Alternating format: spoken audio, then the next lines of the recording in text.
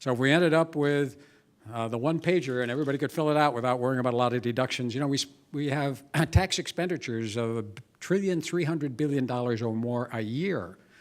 So you could lower rates a lot, get rid of all of that, and have a much simpler process for taxpayers. And at that point, we would be able to do with fewer people.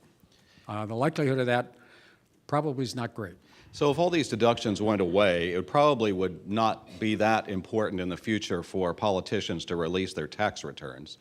On that subject, one of the waiters in the club asked me to ask you this question, and that is... Those are always the tough questions. Yes. Is there the equivalent of a top secret security clearance to see Donald Trump's tax returns? Or who within the agency, for example, would have a view of those? Well, as a general matter, I think what's important for everybody to understand, taxpayers to understand, is no IRS employee can willy-nilly go look at anybody's tax return. You have to have a reason to look at that return. Otherwise, you're subject to dismissal, and we monitor that.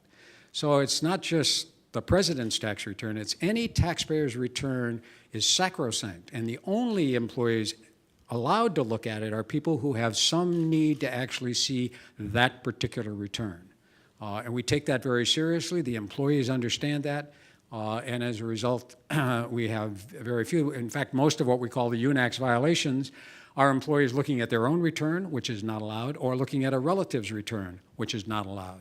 So, for example, you haven't seen any of the president's tax returns yourself? Fortunately, I'm not allowed to look at anybody's tax return. So if you have filed any time in the last 4 years, I have no idea what you said.